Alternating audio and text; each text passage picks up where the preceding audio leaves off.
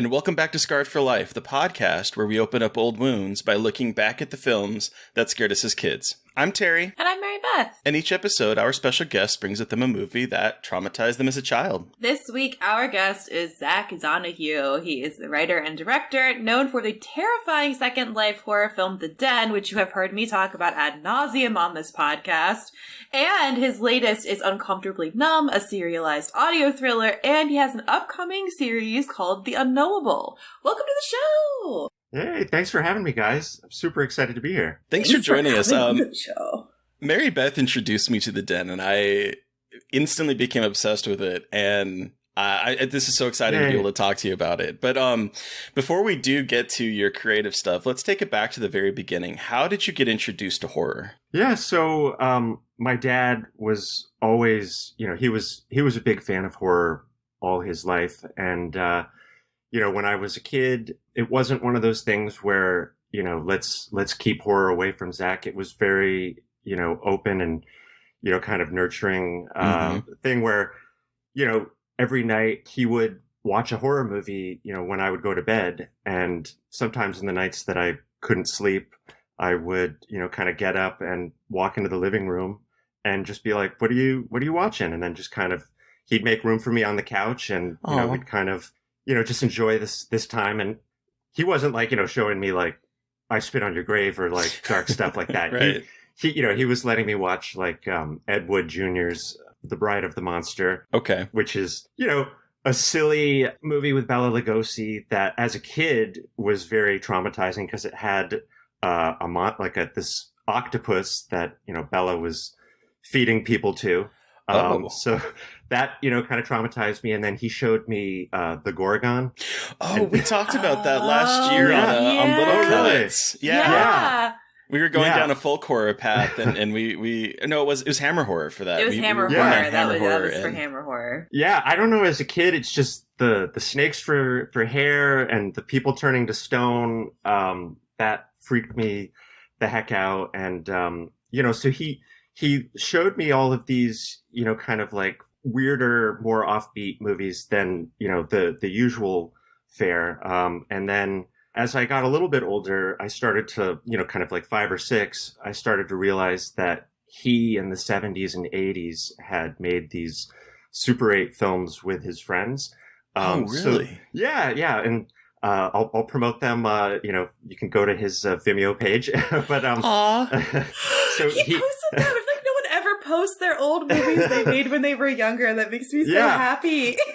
Whenever we ask people if anyone has like their old, tapes, like, oh, I have, I'm never going to show anyone. So that is so cool to see. It's really cool. And, like over the years, it's like I've gotten more proficient at, editing and whatnot. I've kind of remastered some of his movies and put more sound design and score. So it's kind of like movies that have been like, 30 years in the making. But, so when it was funny because when I was like, 5 or 6, I'd be like, Dad, can you show me Haunted Dreams? What's Haunted Dreams? And he's like, no.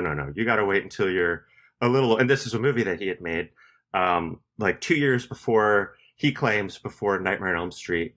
And when he finally showed it to me around like 7, I saw it was like this 5-minute Super 8 movie where this guy keeps having these nightmares where he's dreaming of this other couple, and in the dream he keeps like wandering the woods and he finds this terrifying Gene Autry mask, and then he gets a machete and like starts like attacking the couple, and at the end the couple rises against him and they wind up cutting his head off. And so it's like this super extreme movie that, well, not Holy that extreme, shit. but like he was always very much like, oh, you can't see it because of that decapitation at the end. And then I finally saw it and I was like, Dad, that was awesome. And he had all these other movies. And as soon as he kind of saw that I was into those, he was like, well, I still have a Super 8 camera. Let's, start making some movies. And so we made a sequel to Haunted Dreams where I was now the star. And then we made like a vampire movie called This is Vampire the coolest thing I've ever heard. That is so cool. Oh, thank you. What is happy to that. What did your dad end up doing, like, for his career? Was he in any, like, creative, like, in a movie adjacent field at all? It was always like kind of like a deep passion of he's a lover of movies, and he's a great writer, and he always like kind of edits the stuff that I write. He kind of got into the human services field where he met my mom, and then the two of them just really kind of strived in that field, and kind of did this awesome, really kind of gave back, and still are, to the community and whatnot. Yeah, I mean, so my childhood was spent like running through cemeteries, being chased by my dad's middle-aged friends, playing vampires. And That's amazing. That sounds like the coolest. That's amazing. It was really cool. And because you always hear stories of kids being like discouraged from making, like, oh, you're just making your movies, but it's like with your dad and his friends, like that is just so cool to have that kind of encouraged as you were growing up. Yeah, no, it was really great. And then like when I was like, I want to go to film school, it was super expensive. We didn't make a lot of money, but like at that time, like they were like, yeah, we're gonna kind of let you. Like, it was kind of like a dream that he always wanted, and he was kind of like very excited about that. So, yeah. That's so amazing. And you said that his videos are up on Vimeo? Yeah. Send us the link, and we'll include it in the show notes, if that's incredible. Okay. Yeah, that's so awesome. Please, that's amazing. Oh, my God. But yeah, no, so like, between, watching these movies with him at an early age, and then making these movies, and then just, kind of finding other horror movies as one does, I just kind of got more and more kind of into the world, and that's amazing. Do you remember the first a horror movie you ever saw? So ever saw would be Bride of the Monster, and ever saw in a theater would be Ernest Scared Stupid. Ernest Scared Stupid. Yes. Yeah. Which man, I saw you guys also did an episode on. We did do an episode on that one, and I think I remember seeing that one in the movie theater too, and just what a delight! What a delight that movie was. Yeah, my favorite line of that movie that I still quote to this day is, "How about a bumper sandwich, booger lips?" Yeah.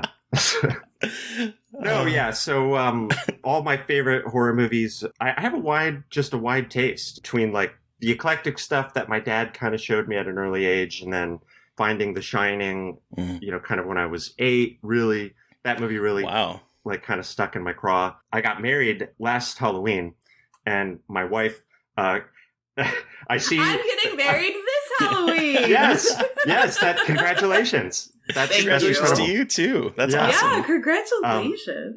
But we did like, we're both in the film industry, and my wife and I are huge, kind of Shining fans. And so we did kind of like a split horror theme, but also split just appreciation for all movies. But the two things from The Shining that I was able to kind of put into the wedding was that all of the cufflinks for the groomsmen were little axes from The Shining. And then when we after we did our, first dance, I told the DJ, I was like, I really, really want you to play Midnight, the Moon and Star. Is it Midnight, the Moon and Star? The song that's at the in the ballroom scene. And then we like opened the doors. We're like, we invite you into the dinner. And that song just came on. And then we like ushered everyone in, and just was so amazing. And like my horror, like it was this beautiful convergence of one of the best days of my life, the best day of my life, getting married, but also being able to marry that with appreciation of horror. I just got so excited for my wedding, because my wedding's going to have a bunch of stuff like that too. So it's cool to hear you having that experience. Yes, and being definitely embrace it. Don't worry. We are. Yes. I can't wait to hear how it comes out. Yeah. Or, see, I'm sure you'll post photos on Twitter and Instagram. Yeah, that'd be awesome. And Terry will be there, so he'll also be posting. So, well, congratulations. That's great. Oh, thank you. That's so neat. That is really cool. Wow. Okay, so you grew up on Hammer. You said you found The Shining, but what were some other favorites of yours growing up, like specific horror movies? I guess obviously like Texas Chainsaw Massacre, Black Christmas. Those were all movies that like were kind of turning points for me, where I was already a big fan of horror, and then I saw those movies, and then it was like, okay, it widened the possibility of what horror could be.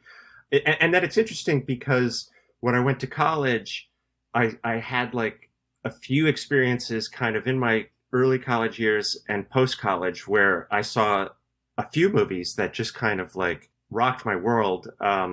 Just from not only the theater going experience, but just seeing the possibilities of like the storytelling.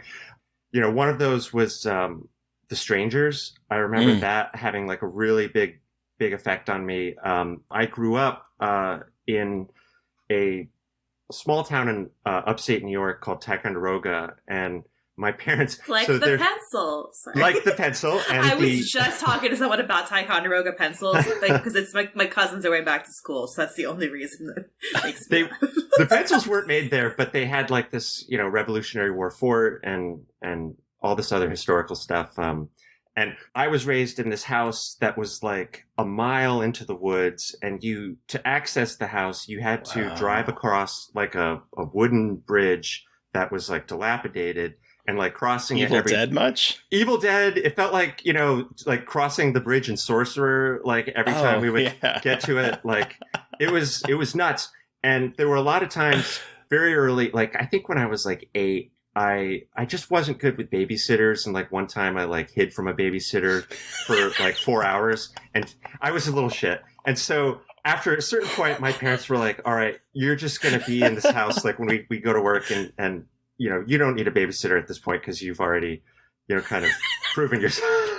You've traumatized the babysitters. I think you're okay by yourself. You would, as a babysitter, you were my worst nightmare. Yes. I mean, I definitely have big regrets about that, you know, and but so all that being said is that, you know, we lived really remote, and there were certain times when I would be at home watching a movie and like weird things would happen. Like the first time I saw The Shining, we had like this big glass window and I heard this like weird sound, and I looked out, and there were these 2 deer with like big antlers, like going like viciously attacking each other.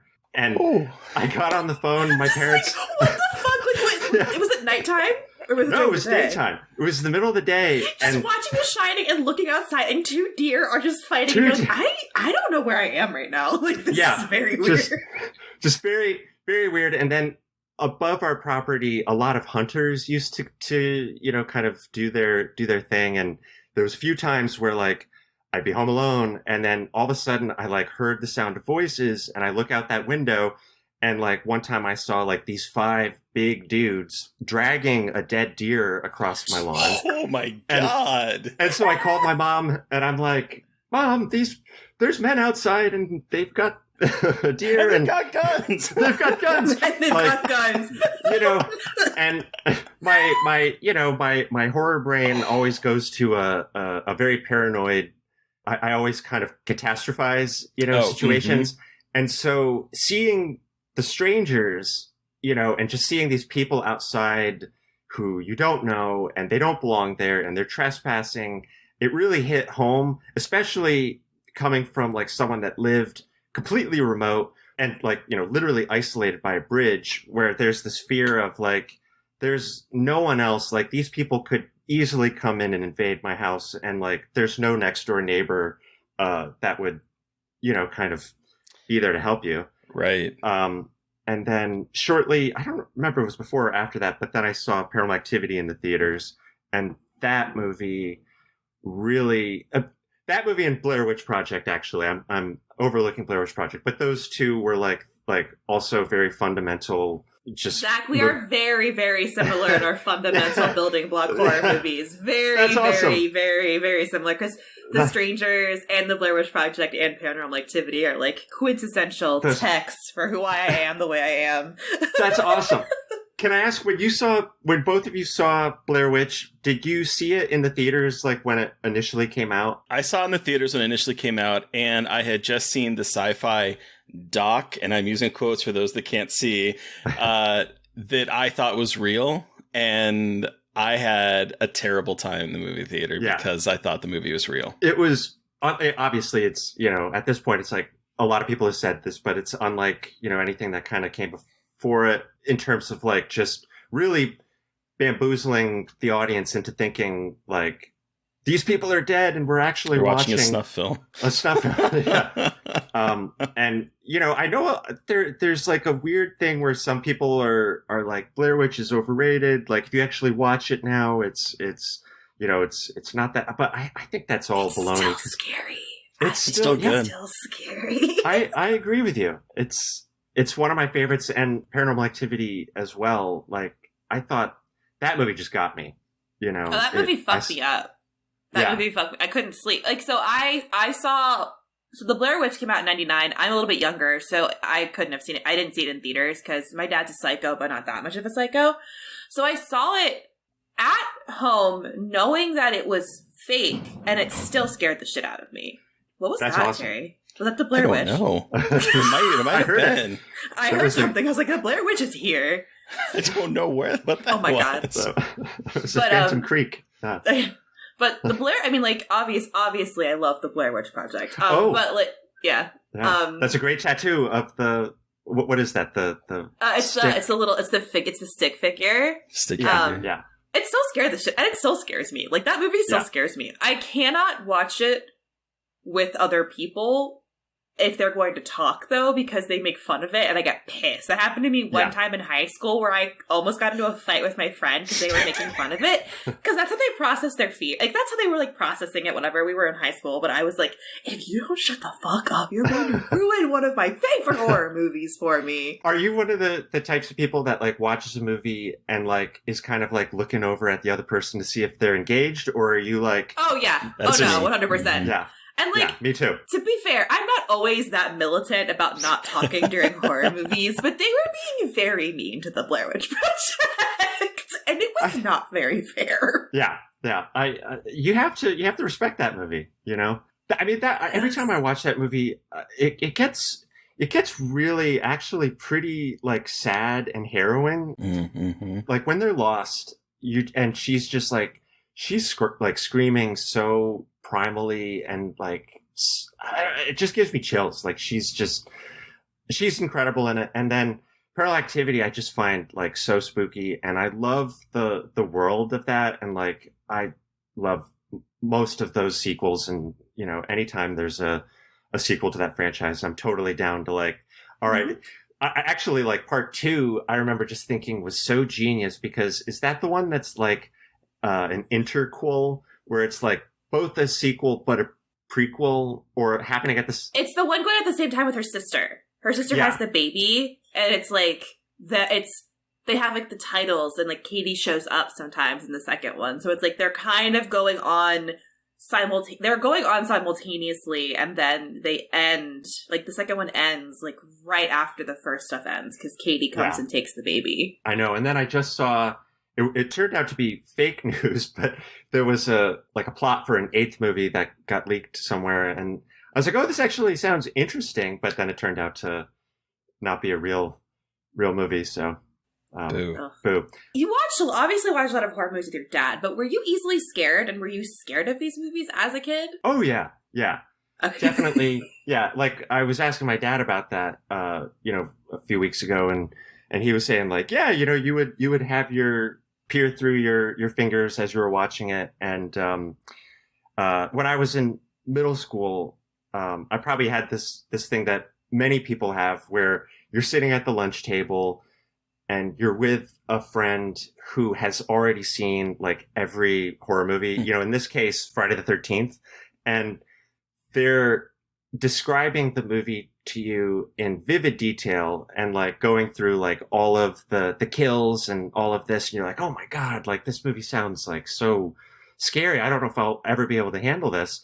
So I would eventually kind of convince my dad, like, yeah, let me rent this movie. I want to see, Friday the 13th. And the first time I watched Friday the 13th, he was in the other room, like balancing a checkbook.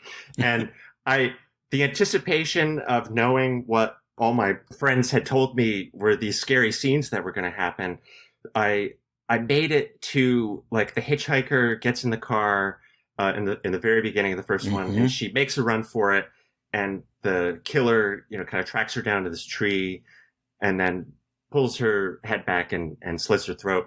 And I was just like yelling, and my dad was in the kitchen, stood up from the checkbook and like ran to the TV and like paused the VHS and was like, all right, you're not watching this. And then returned it to Doc's Video at the time. And so that was, I didn't make it through Friday the 13th the first time I watched it. I had to re-rent it a few months later. The hilarious thing is I watched it that time and I got to the end and I was like, the kids who described these kills were completely full of shit because none of these kills actually happened. and I was like, I mean, in my head, what they were describing was almost more fucked up and, had me questioning like what was going on with them, but yeah, so. Wow. You mentioned some of like the movies that, you saw a little bit later, but do you still get scared of horror movies now? After all these years and making your own movies? Yeah, of course. Obviously there's a lot of movies that like make you like tense and, just kind of on the edge of your seat. But recently I had the pleasure of seeing X with my wife in the theater, and we were just like, so, I don't know, that movie worked on us.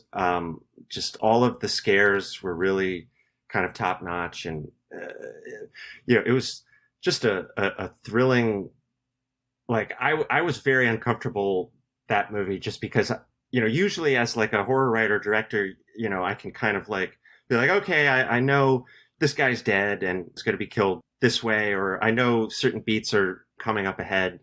But that movie just kind of like, I went into it totally uncynical and it kind of swept me up, and yeah, I was really messed up by it. And then this isn't a movie, but Squid Game really terrified me. Oh, I couldn't finish Squid Game because it made me too depressed, so I still haven't finished it. Because I watched the first episode with my fiance and was like, I don't know if I'm in the mood for this. Like, this is like too much for me.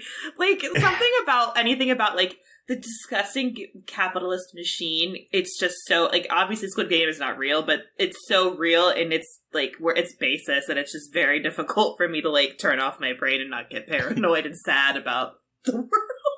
No, I mean, I totally hear that. And like the theme is one thing, but I'm like I have these nightmares of like, I don't know if you guys ever have this where you're being thrown into like a Hunger Games situation and you have to like survive, or it's like a Saw situation. And it's like, what would you do in like, if you were in this room, like how would you get out of it? And those kind of situations always just, they wake me up with a cold sweat. I'm like, ugh.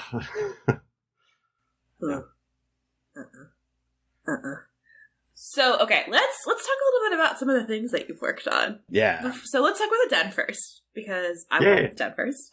For our listeners who have not heard me talk about The Den ad nauseum, can you let listeners know what The Den is? Yeah. So it's a found footage movie that takes place all on the desktop computer of the hero, Elizabeth Benton, who is a graduate student doing a thesis on the internet habits of people who are using this website called The Den, which is basically a version of chat roulette.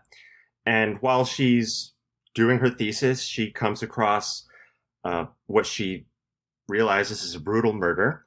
And she takes it to the cops, tries to, figure out like how to solve and get justice for this person.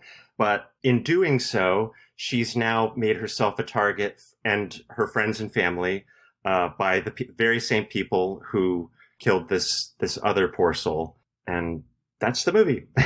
Sure fucking is. Okay, so you made, if not the first screenlife, whatever we want to call it, film. You made one of the first ones. How did you kind of conceptualize of this and then start going down that rabbit hole? Because I mean, there wasn't an Unfriended for you to base off of. Like, you were one of the first. So kind of how did that process go for you in designing this film? Well, like the genesis of it came from at the time my writing partner and girlfriend had taken this really odd job working for this feature on Facebook called Chat Rounds. I don't know if it's still there, but basically her job was to just log all of the conversations with the random users. It was basically like chat roulette. So she would, go on for an hour a night and just, have all these weird interactions. And most of these interactions are kind of in the movie are kind of based on, some of the people that she saw. And, wow. I would often kind of sit in and just, look over her shoulder and kind of watch like the weirdness that she was bearing witness to.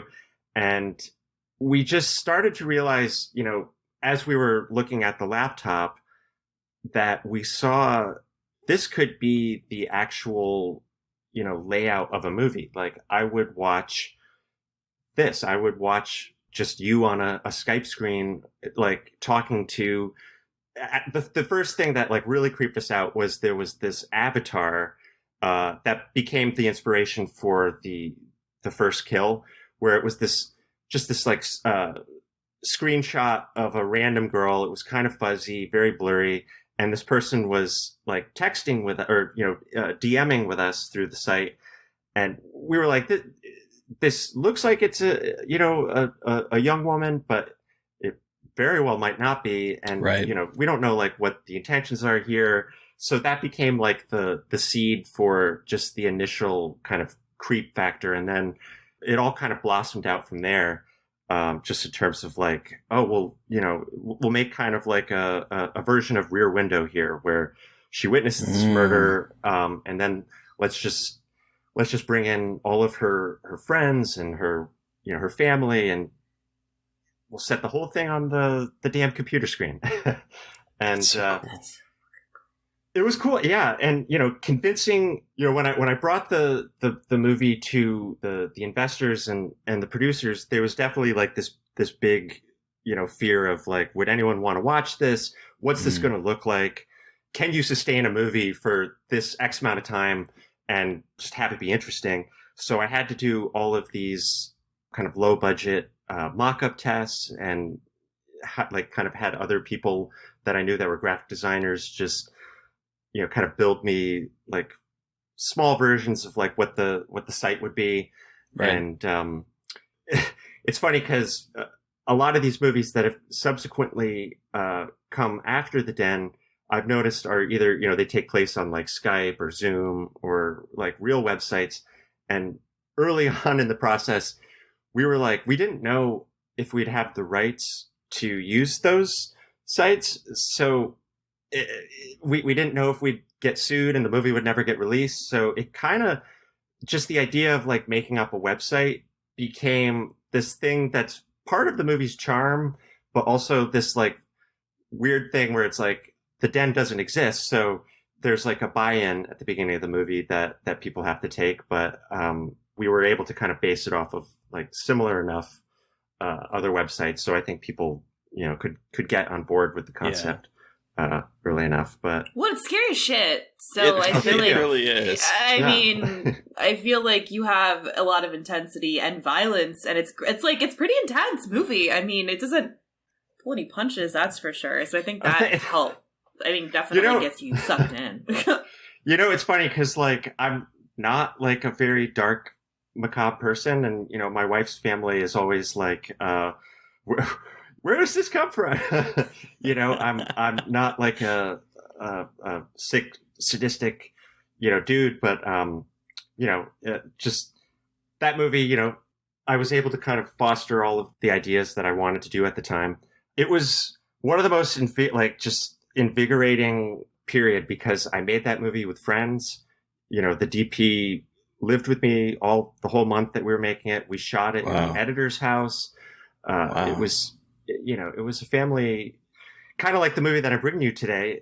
It was just this small little movie, like made by other people that like to make movies, and it was the little movie that could, I guess. Yeah. So I have two questions. One, and the second one is very important, but the first one, did you shoot all of the den kind of content, or how did you come up with all the stuff that she would see, the random people that she would come across? So half of them are based on inspiration from real people that we had seen on, just kind of scouring these sites. And then at another point, like the producer was like, let's just come up with like really wild stuff. Like, what if you see like a grandma just shove a pie in someone's face? That never made the movie, but that kind of thinking of like, let's almost like really put our comedy hats on here. And in some ways, there are moments in the first half of the movie that like I want to feel as like silly, ridiculous, and bizarre and absurd. There's definitely a penis puppet that makes a cameo. That's my second question.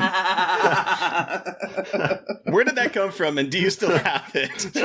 So that was a guy who I forget if we might have brought him on to be like another random, and then like that's what we called all of the characters that weren't making, like they were called randoms. And I think at some point he was like he did a scene, and then he was like, yeah, I got this penis puppet, or we happened to like look into the back of his car, and we saw that, we're like, what's that, like what's to do with that?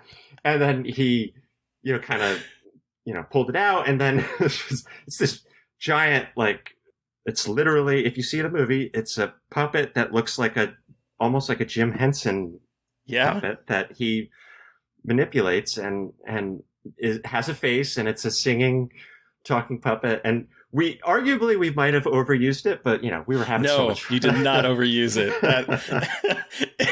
Every time I watch the movie, it always brings a smile to my face because it's so ridiculous. There's a part, it's almost like she's just in a well of despair, like 60 minutes into the movie. No one believes her. She's lost the grant, and I think her boyfriend has gone missing, and she gets trolled by this one guy who then like rickrolls her with the penis puppet, and it's like one of my favoritely timed just moments of levity. It's incredible. But you're also working on an audio thriller, which is called Uncomfortably Numb. Can you also tell our listeners a little bit about that? Yes. So this is in many ways a spiritual sequel to The Den. It is about an internet content moderator who works for this third-party app that kind of goes through cleaning and removing all of the terrible stuff that you see on all of the big social media apps. And in doing so, he's become very detached and numb. And one of these nights that he's doing this shift, he sees something that completely snaps him out of this malaise. He sees his estranged ex-girlfriend getting murdered.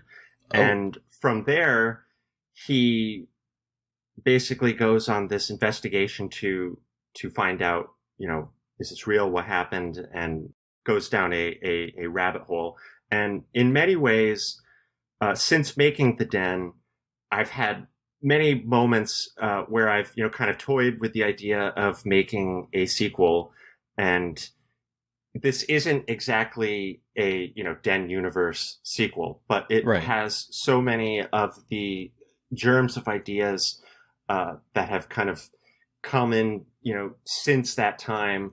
And, in between the time that I made The Den and wrote this, I worked for Snap for a while as a content moderator. And wait, are you serious? You worked for Snapchat? I did. So did I. Oh wow, that's funny. I managed Nat Geo's Snapchat Discover channel. I worked there for a while. Oh, wow. And, managed content and published it. My job was similar to that, where it was the Snap Map. Yeah, so Snap Map, where you basically can go on and see what your friends in different cities are doing when they post snaps.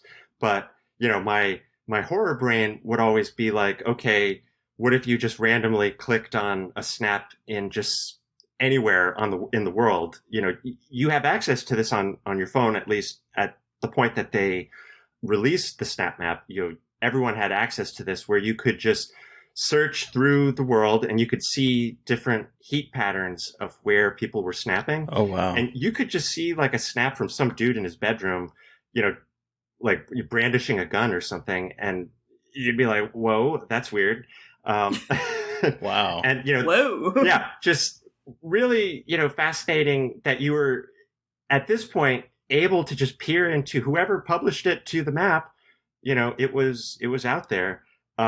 So a lot of those ideas kind of got filtered into this new concept that I'm working on, Uncomfortably Numb. So Uncomfortably Numb is essentially a audio series, much like an audiobook, but it has sound design underneath it. So for scenes that are, thrilling, you'll hear the Foley and knife stabs and all of that. And then it has this score underneath it that really kind of, I love audiobooks, but, sometimes when you add the score underneath it, it almost like helps switch the setting or if you need to shift gears a little bit from like a really tense moment to suddenly like, okay, now this is just like a downbeat. It kind of like, holds the audience's hand just a little bit. And so I've written 6 chapters for this, and it's a trial show.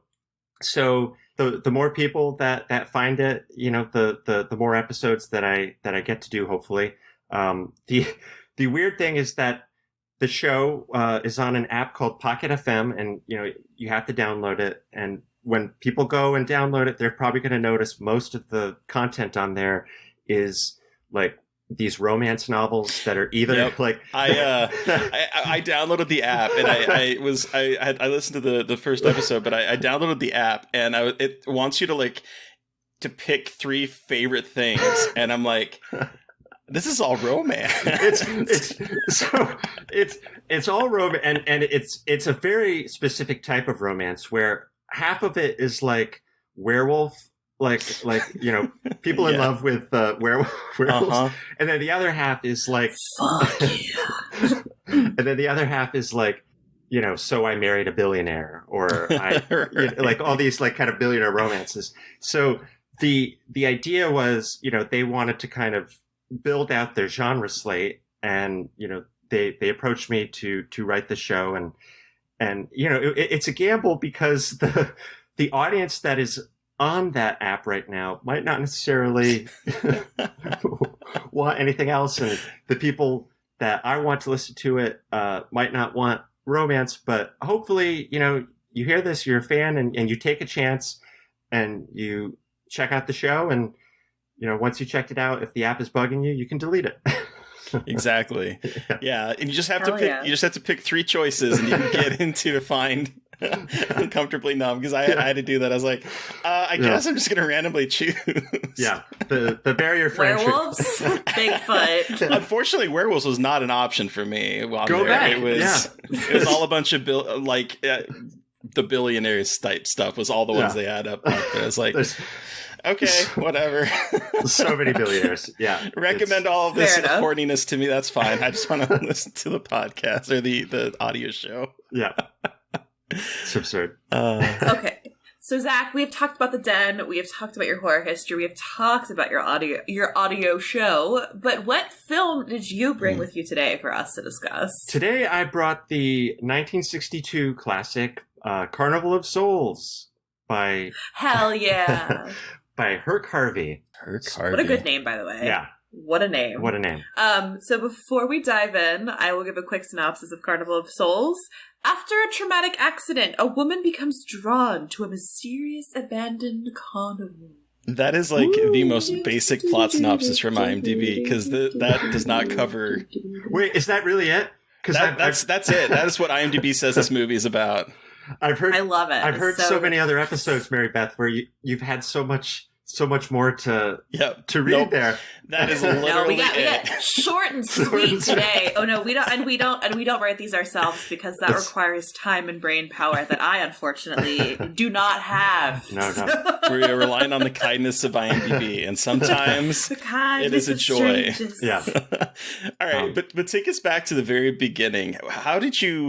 When did you see this movie? How old were you? How did you see it? Why is this your Scarred for Life pick? Give us your horror story. So yeah, this kind of ties into, initially what I was talking about with growing up with my dad and him showing me a lot of weird movies. Probably when I was 5, he was a fan of this, you would call it a movie subscription magazine called Sinister Cinema. Okay. And at the time, this was like a catalog for all these great movies from the 60s and 70s that were drive-in movies. Okay. That, at the time, obviously there was no streaming, and it was kind of the dawn of VHS and getting those transfers. So these movies weren't very widely accessible, and the transfers that you would get would be just, someone would randomly track down an old print, and then it wouldn't be these like 4K remasters that we have today. Like, we're so lucky. Yeah. So he tracked down a copy of Carnival of Souls, and it was just one of those nights where, I couldn't go to bed, and, he was watching a movie, and we just put it on.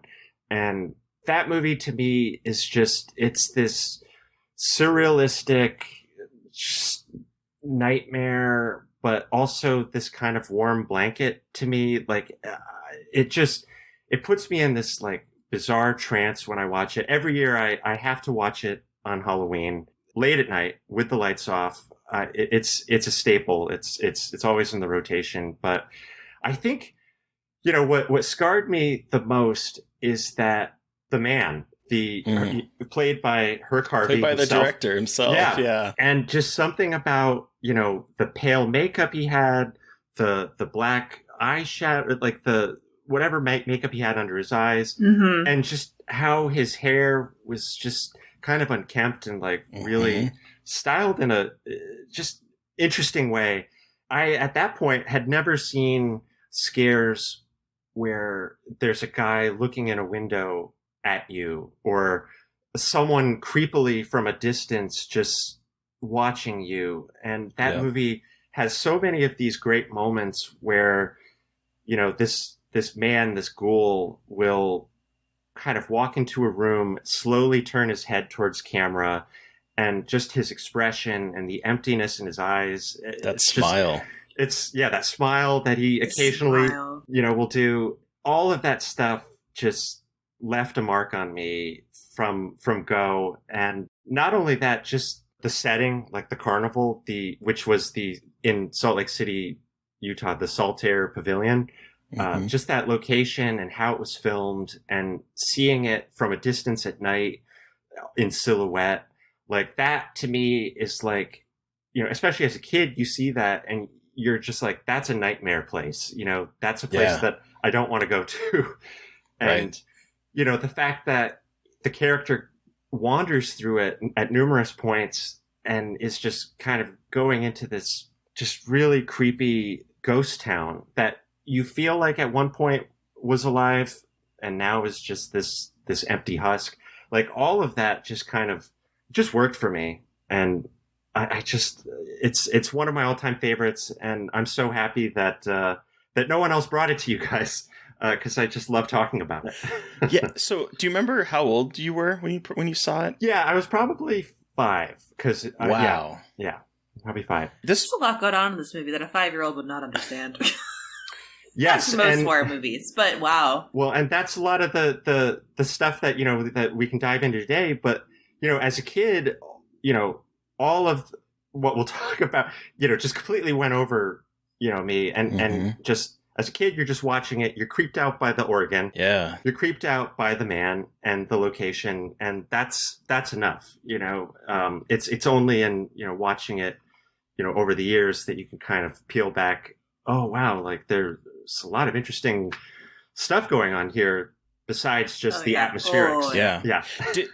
I gotta ask about the ending. Did that surprise you as a kid? Because like nowadays, like the twist ending, she was dead the whole time or something like that is kind of a trope. But at the time when this came out, I'm not sure if that was. I can't remember a movie prior to that where that was like a twist. Yeah, and I think it really upset me. You're always rooting for hopefully you're always rooting for the protagonist to get away. And when they don't, it's always kind of tragic. I kind of like prepping to talk about it. I saw that there's a Twilight Zone episode called The Hitcher, and Ambrose Bierce's The Occurrence at Owl Creek. Both of those also do the gimmick of like she was dead the whole time. Okay. But one thing that I actually picked up this time around while I was watching it that kind of stuck with me was I'm aware that this movie does have kind of like that. It ends with a like, gotcha, like she was dead the whole time. But a scene before that is this moment where the cops and the priest and the doctor are at the carnival, and they have found Mary Henry, the main character's, the shape of her remains in the sand. Mm-hmm. And just the fact that they're there and that they're talking about and that they're investigating this, that adds an extra dimension to me that complicates the ending that she was dead the whole time in the car. And it actually kind of elevates it for me because it means that she actually existed for these characters to know. You know, she actually had these interactions with all of them. It's not like a dream that she had. She was real somehow. Like either there was a phantom version of her that was inhabiting this town in Utah, but somehow she actually existed. And I think that really, that helps the ending for me because it widens it. It makes it more mysterious. Yeah. So this was the first time I had seen this movie. Mm-hmm. It was like one of those movies that was on my list. I have to see it as a horror fan. I need to see it. And, you know, your list gets huge. So I was so glad that you wanted to watch this because I was like, fucking finally, I have a reason to watch this movie. I can force myself to watch it. So I didn't really know anything about this movie. I knew she got into a car accident and there was a carnival. And so I didn't look into it at all because I was like, this is a rare moment where I can go in relatively blind and like not really know what's going on. And I'm so glad I did. I will say the first note I wrote is she dead though? After like I did clock that. But again, because we're so used to it. It's like we're so used to that. But that also left my mind though. I will say I wrote that down and then watched the whole movie. Like, oh, she's not dead. And then she was. I was like, fuck you, movie. You got me. God damn it. You got me. Yeah. This movie is absolutely incredible. But I think one of the things that I was so impressed with was how this movie is like liminal space incarnate in a way I have not seen in old movies. And how this movie is both old and contemporary in the weirdest way. Like, the ghosts look like I was like Cabinet of Dr. Caligari because they're the only reason you can tell they're ghosts because they have the dark kind of shadow under their eyes and they're pale, but it's still but in this instance it's still so creepy because it's so uncanny. But then you have this organ score that feels like something you hear in a movie today. I'm gonna say I was like, this is giving me like indie horror, like creepy vibes that you would see today. So there was this really interesting tension between like old and contemporary and like almost futuristic from the 60s, and it creates this weird liminal space vibe that we were just talking about the ending. It makes me think this could be like such an interesting case for an interdimensional cosmic horror. I know that's like very much a stretch, but there is that vibe to it where it's like she obviously existed in some other plane of existence or in some fashion. Like maybe she's a ghost, or maybe it's like she somehow did that dimension swapping thing that we see in horror movies. And it's just like the way this movie captures these unsettling, something isn't right, you don't feel comfortable vibe the entire movie. In every interaction is just soaked with like something bad is about to happen. Well, and it's wow. I completely agree with you. Yeah. And I think that's helped because I think she was one of the only classically trained actors. Yeah.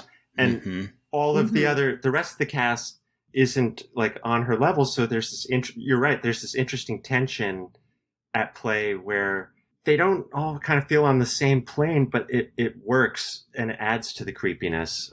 She feels like an outsider. She does, absolutely. Because I think the only other person that had like acting experience at that time was Sidney Berger, who plays John Linden. He was going to school at the time. I think I read somewhere that he was actually at school at Kansas City learning to be an actor. Yeah, and he's actually quite good in the movie. He's really good in this movie. He definitely is creepy, but like that kind of like there's the banter between them. In one part, I'm like, this seems like the very kind of banter that today we're like, get back, this is creepy. But at the time seemed like natural in a way, if that makes sense. Like the way that he's like constantly chasing her and not taking no for an answer. Today we'd be like, okay, this is bad. You need to where's a bystander? Stop this intervention. Yeah. But back at that time, when this was filmed, it almost seemed like that's what they do. Guys are going to chase the girl and they're going to say no. And you're like, oh, I'm going to keep whittling you down. That seemed to be like a classic trope. So he has this sort of like,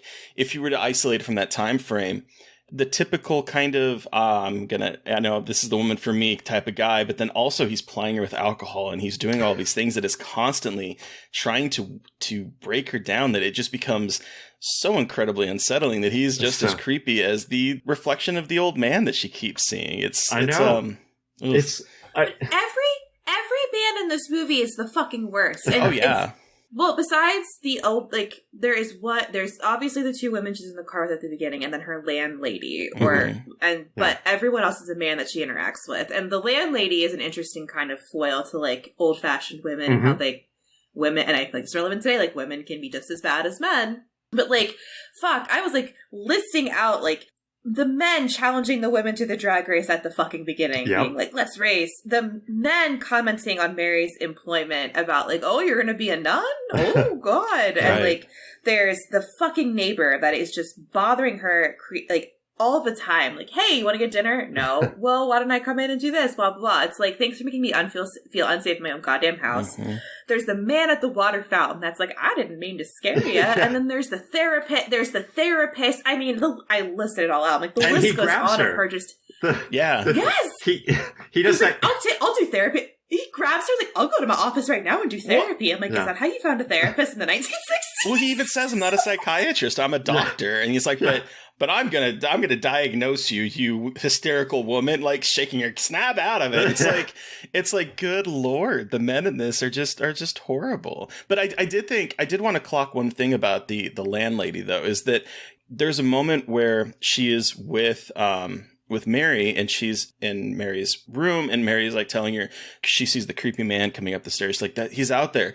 And she even gets into the landlady's mind. So you can almost see her kind of all of a sudden not feeling safe and being in Mary's shoes, because she like kind of peers out into the hallway, like ready for someone to come lunge at her. And of course he's not there. But like, there's that moment where it's like actual pathos between the two of them, where like, all of her authority of being the landlady is stripped away, and she is just as defenseless as Mary is. Yeah, that's a great moment. I also wanted to bring up a line that the therapy moment, I think, made me think this movie is, like, vaguely queer. And I'm not sure if anyone else had this reading a little bit, but there's a part where he's like, well, don't you have a boyfriend? And she's like, what did she say? I have no desire for the close company of other people. Yep. And while that could just be her being lonely, like just not wanting other people, I read that either as queer or as asexuality, as like she's very openly defiant to the idea of settling down, finding a partner, and like outright rejecting intimacy, like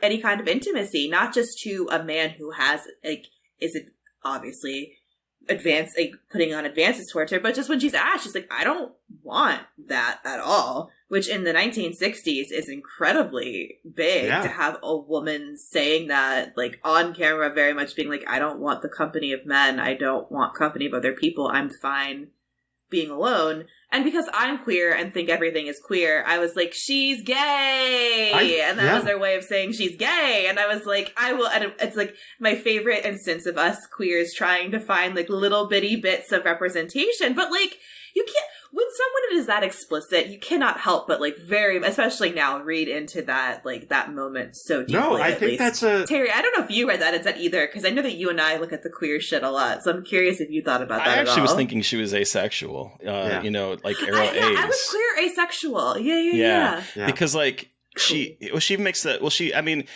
in a very simplistic way, right? Because again, I don't think this movie necessarily has the sort of language that when we talk about the different identities now, but her thing, I don't seem capable of being close to people, which you could read as being like that sort of, she is outside of this society in terms of post-accident, because we don't really know anything about her pre-accident. We don't know if she was vivacious and, you know, sexually forward. We don't know any of that kind of information about her. All we see is everything post that accident. So I'm, you know, you could easily take it as just being like on the front, you know, that it's a clue that, you know, she's dead, or that she is stuck out of time, or that she is not belonging in this reality anymore. But yes, Mary Beth, I definitely clock that as being like this is like a moment that people could dig into for a queer reading. I even like that line. I forget who she's talking to, but she's like, "I'm not afraid of men," and I think that's such a cool line in that movie. And I love her character too, because she is like never really like that afraid of the man, the ghoul who's coming after her, and at times she's almost kind of compelled to go there and prefers that world more than the world that she inhabits on a daily basis. Like when she goes for the first time and breaks into the carnival, I think the next day she's like the most animated that we've seen her in the movie, as if like this thing like suddenly brought her joy.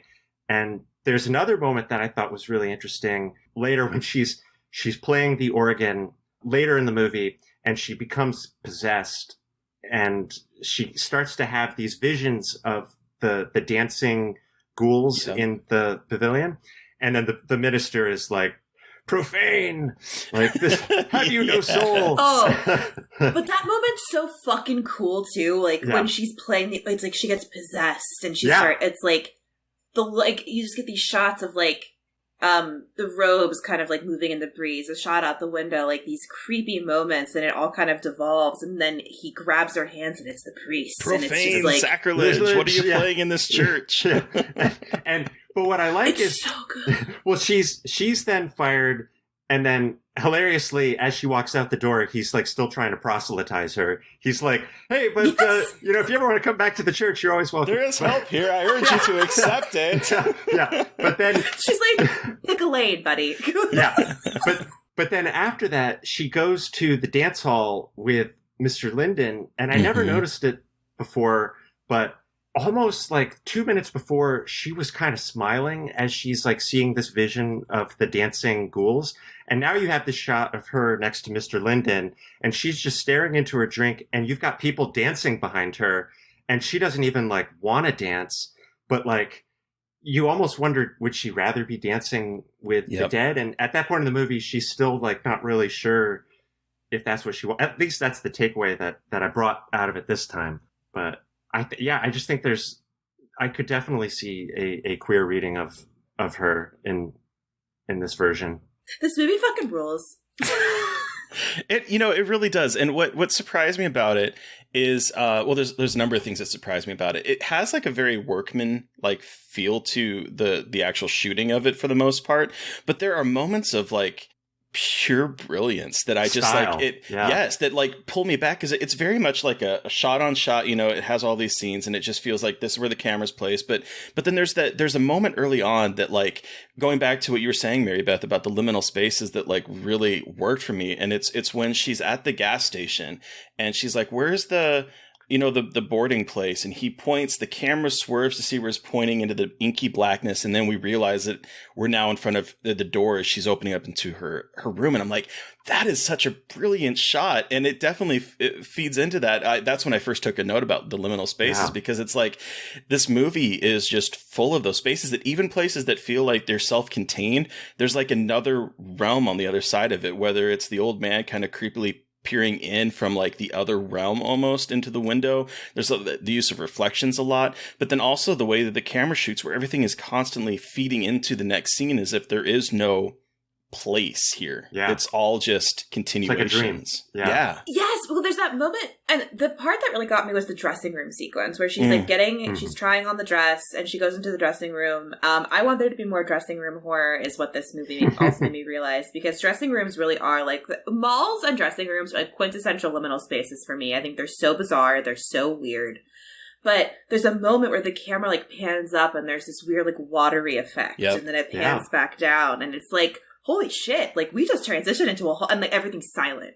Everything is like, silent. That was the coolest thing I've ever seen. Just like this so simple but so effective way of just showing that we're somewhere different. Either she's dissociating, or we've gone to another place where she's dead. Like wherever we are, it's bizarre, and it's such a They didn't even have to indicate that, but I love that really brief kind of moment of something weird happening in the this vertigo dressing effect. room. Yeah. Mm-hmm. Yes, it's so gorgeous, and these really, it seems so simple, but really important visual choices to set the tone of where she is in space. Like, even if you don't actually know, it's like such an interesting marker of time and place in this movie, which is so cool. And off of that, like, not only visual, but like auditory, you know, that whole scene that you're talking about with the dressing room, all the sound gets stripped away. Yeah. And you just hear her feet, her footsteps. Oh, the clacking. Yes. The clacking. It's almost more unsettling. I think it's in that moment or the later moment when it happens, but she goes outside and she sees a jackhammer. Like, yes, it's that same sequence. And the soundless jackhammer is just really unsettling, and you know, he plays with just sound in such a brilliant, unnerving way, and not only that, but like, talking about the score and the organ, two things that I noticed this time. Some of the time, the organ music feels like it's diegetic sound in that it's like, this is coming from the radio, or she's actually playing the organ here. But then there are moments where it doesn't actually feel like, and I don't know if this is intentional or not, but it works for me, even if it's a mistake or whatever. But there are moments where you kind of feel like the music isn't diegetic and it's score again. And that kind of weird blending, even in like the moment when she's driving the first time and she's going to Utah, she's messing around with the radio, and you hear the organ music is on every channel. And then it feels like either she turns the radio off or whatnot, but that organ just suddenly takes over, and it feels now like, is this actually what she's hearing, or is this the score? It creates this like weird, unsettling effect. And the moment where she's playing the organ later and she becomes possessed, I had like a revelation this time, and I was like, whoa, I might sound like a total basic, you know, like you might be like, oh yeah, that was obviously it. But the fact that she is a church organist and is playing the organ, and in that scene, it suddenly segues into the carnival shots. And then I realized, like, oh my God, calliope music, like organs are also a part of carnivals. Yes. And it's this like kind of crazy like juxtaposition of like, was she a church organist, but also in the undead world, will she have a job as a calliope organist for their weird carnival of souls, you know? Like, that was, I wasn't high, but that was the. Well, I hadn't even thought about that. How, you know, this movie does play with like religion and secular. Yes, that seems to be this huge pull, and I think a carnival, which, you know, has like all the type of similar music sometimes as the kind of organ music, as well as in a church. Like I can see that kind of connection there. One thing that like jumped out at me a whole lot is this obsession with the soul in this movie, because when she's playing with that gorgeous organ before she gets to Utah, where she's, you know, planning on going to Utah, and there's the room full of like pipes and everything. I'm like, that is a gorgeous fucking organ. But she's playing it, and everyone's like, oh yeah, you know, you got to put some soul into it. And she shows up in Utah, and the minister's like, we have an organist that puts soul into it. Like, there's this obsession with this idea of soul. And then the moment when she starts to play non-religious music and kind of it takes on that sinister timbre, is when the minister's like, you have no soul. And it's like this idea of, mixed with like this idea of like the afterlife, whether, you know, she is somehow escaped death and has been, you know, haunted by this figure that's trying to remind her that she is dead, or however you want to take it, as like a purgatorial place that she is stuck in, or whether it's people, the undead, trying to make her remember that she is dead and bring her back to whatever is going to exist in the afterlife. There's that obsession with her soul and whether she has it or does not have it that I was very fascinating to watch in this. Yeah, and I think a lot of credit should be given to the screenwriter, John Clifford, I think his name was. But, you know, I think he wrote it in 3 weeks. He worked with Herc Harvey at Centron Films, or Centron Group, which was like they made educational They movies. sure did, as well as like almost like propaganda films. Like my favorite was like, "What about juvenile delinquency?" And some of these shorts are up on YouTube because I watched them today, I wanted to see what some of the shorts were.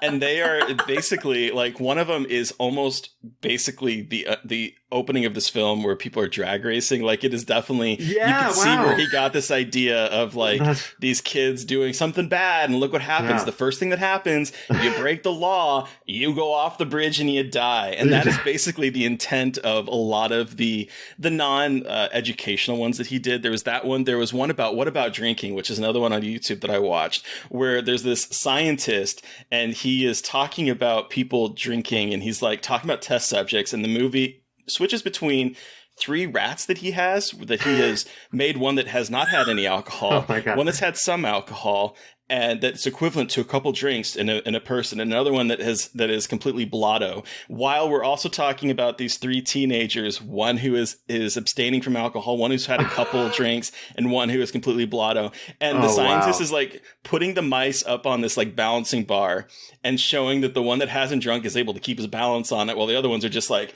flailing all over the place. While we're also seeing these people decide to go drunk driving. It's like, you see this part and you can see kind of the where that starts and where this movie continues. That's incredible. I mean, I love this idea.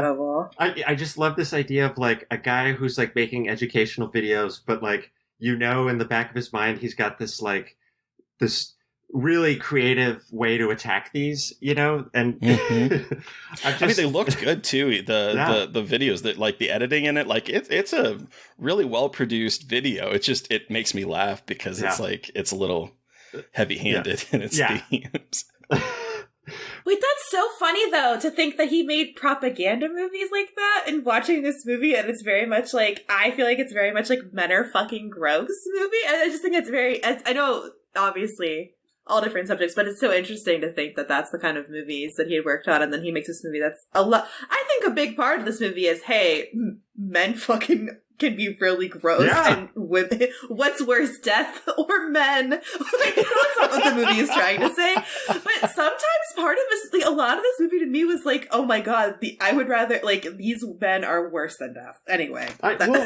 What's so interesting is, like, I feel like there's a totally more commercial version of this movie where Mr. Linden is like a Cary Grant, and he's sensitive, and he's like, oh my god, like, we're going to get to the bottom of this. But what an interesting choice to not have a love story. And in the only possible love story you have, it's a creep who, when you first introduce him, the shot is like filmed from behind his back, and he basically feels like Michael Myers. Yeah, he's like ogling her as she's getting out of her robe, shimming out of her robe. It's so like, what an interesting choice to not go the obvious route. And I'm so glad that they didn't do that. And I'm also glad that for the bad guy, the man, he doesn't have a name.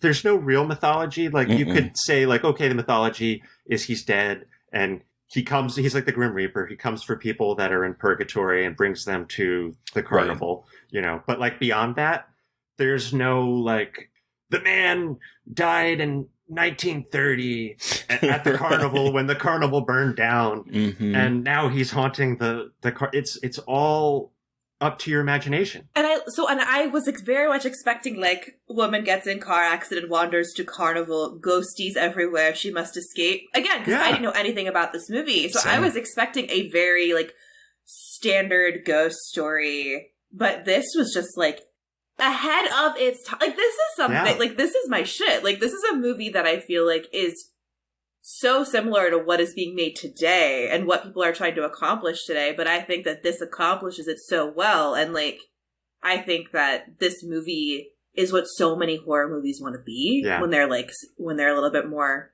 I think, contemplative, a little bit more into like the like cerebral kind of ideas of horror. I think this movie is such a pinnacle of that.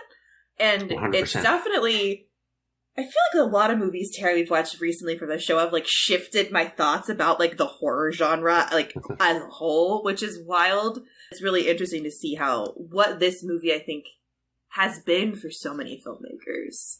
Even if it's subconsciously. Have you guys seen It Follows? I feel like that one has so much in common. Just thinking that this movie has a lot to do. I thought a lot about It Follows too. Yeah. Again, that's a liminal space horror, but again, it definitely has like It Follows feels very much like it brings in a lot of Carnival of Souls influence. Yeah, like the ghouls who are coming after her who you don't know anything about.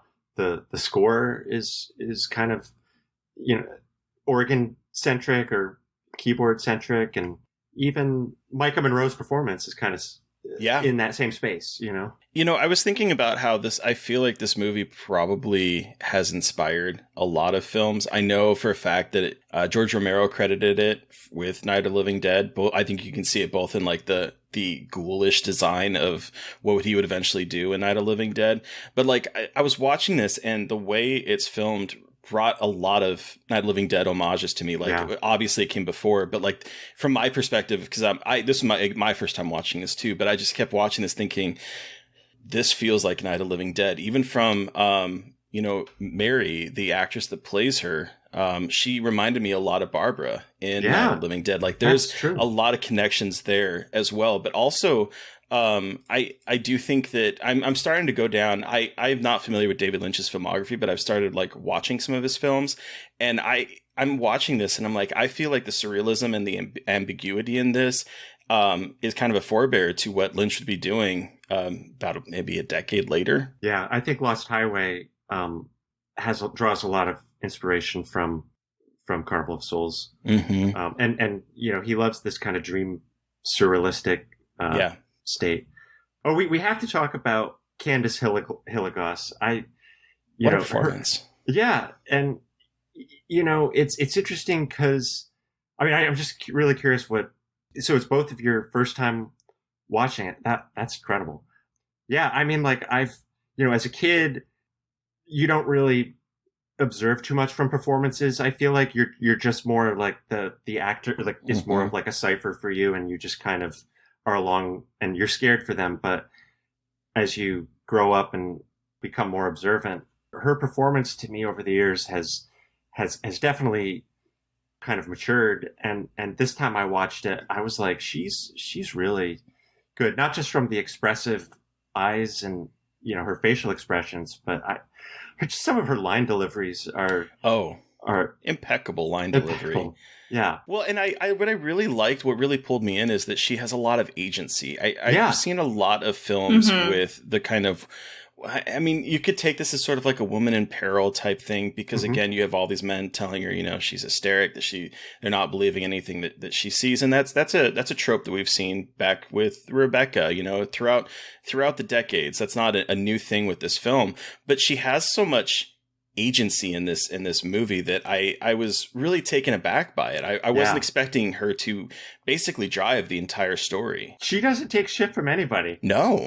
And I love, even like with Mr. Linden, you know, who's like so creepy. It's like there's that one moment where she chooses to be around him when she wants to, you know, like she's in control. You know, she can tell him no, but then there are other times where she's like, hey, you know what? I think I want his company right now.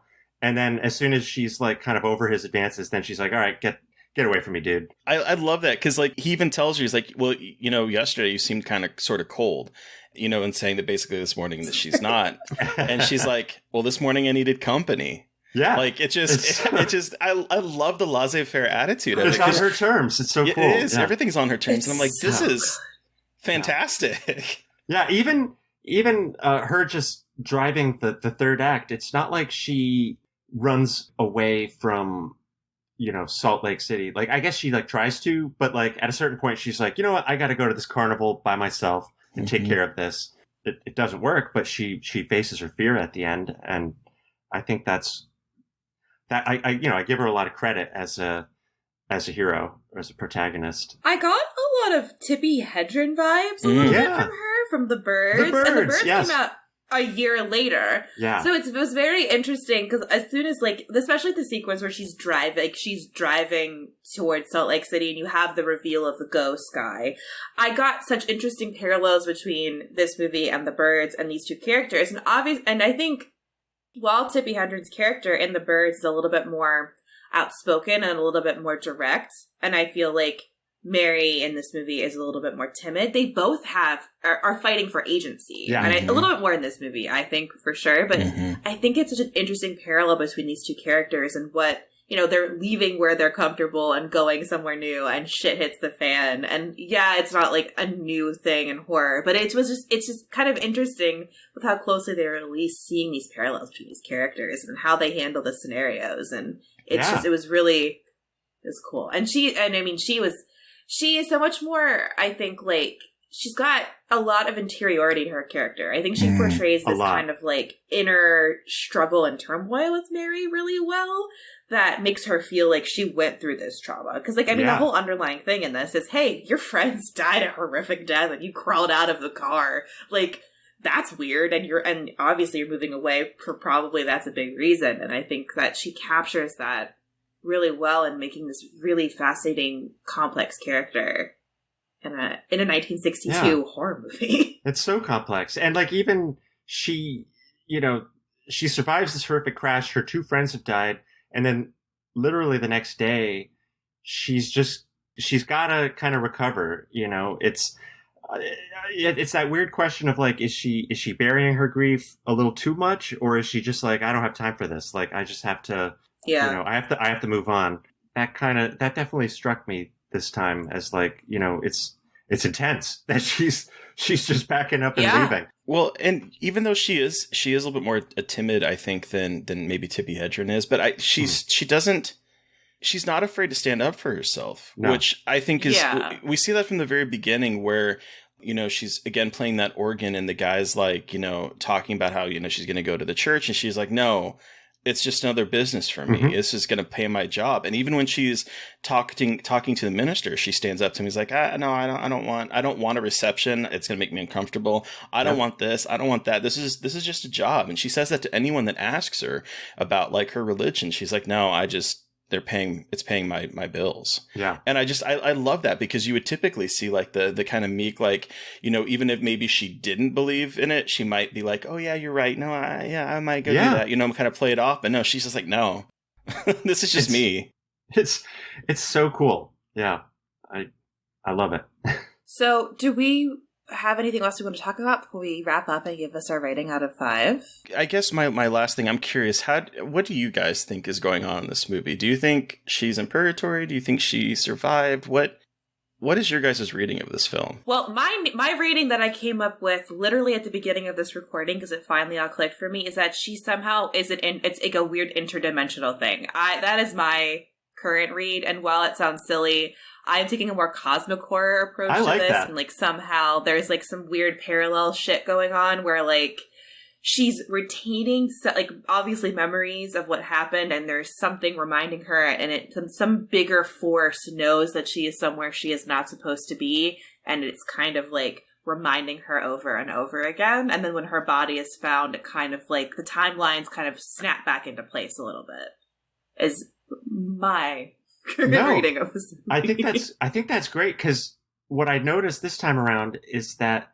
when she first comes out of the water, you never actually see her come out of the water. You just see her just kind of arrive. It's like she's just popped onto the sandbar. So you don't actually see her get out of the car or whatnot. So I actually think that reading, it all makes sense in a way. She's just popped into place there, but until you see the body, then the dream collapses. Yeah. So I kind of had a similar reading of it as well, because the first thing that just popped in my head is because when we talked about Beetlejuice, we talked about how that movie was pulling from a lot of films, that there's a lot of little horror homages in there. And as I was thinking about this car going off and the people and her dying, and this idea is if she's dead or not. I mean, that's sort of the opening of Beetlejuice with, the married couple going off the bridge, and then it takes them forever to realize that they're actually dead and they're ghosts and they're tethered to their house. But I was thinking about this, about like, I see this as a woman who has like some kind of, she hasn't met what she thinks is her potential. She had more to do. And so when she dies, something about her continued onward. And then she kept getting pulled back because of these haunting images of dead people reminding her, no, you don't belong here. You don't belong here. And then I think she kind of realizes at one point, why am I still here? Because all these people are terrible.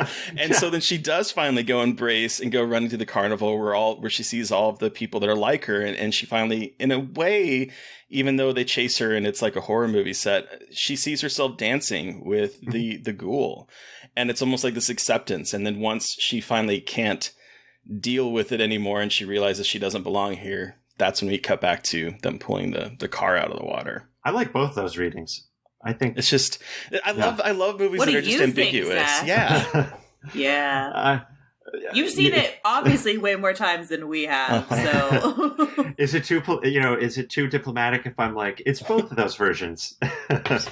Yes, it is. No, I mean, I guess what I love about this movie is that every time I watch it, because it's not like a very on the outward surface, it's not a super complicated movie. And when I initially brought it to you guys, like I was nervous because I was like, this isn't one of those movies that like is necessarily like, there's not a ton of plot, there's not a lot of craziness going on. It's a lot of it is just kind of, you're inferring, there's no like there's barely any mythology, and it's very kind of stripped down.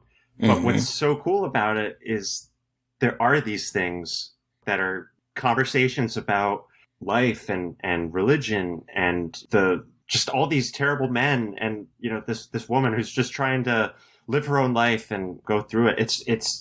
I just love that a movie that seems so simple on the outside just has so much richness to it that we were able to have a nice discussion about it. And if we talk about it next year on Twitter, I'll have a completely new read of it.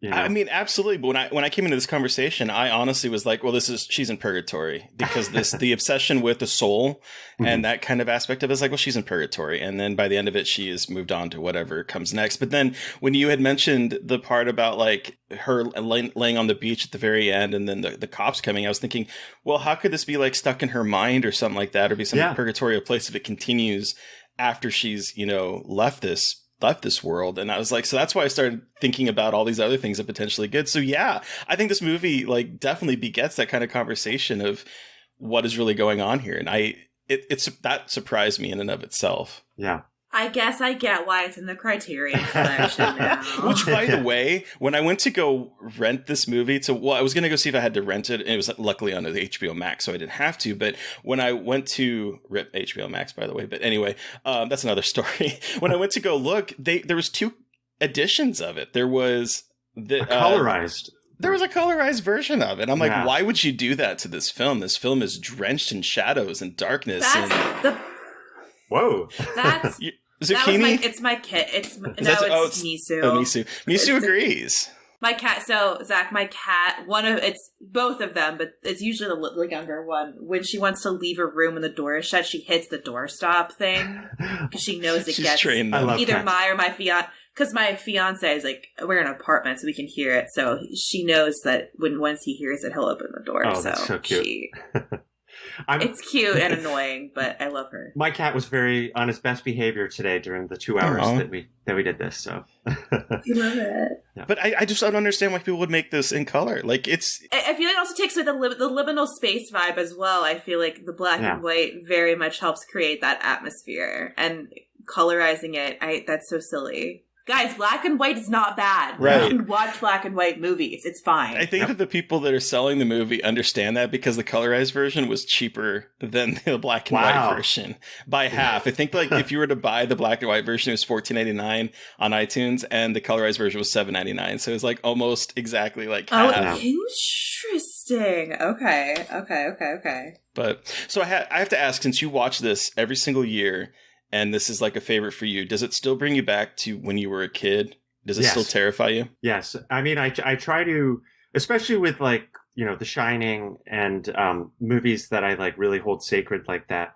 I kind of try to put myself in that place mentally whenever I try to create the environment of like, it has to be night. It can't be daytime. I got to turn the lights off. It's got to be spooky season. Yeah. I got to just allow myself to be scared and reach into that nostalgia and that feeling because what else do we have these days? But so,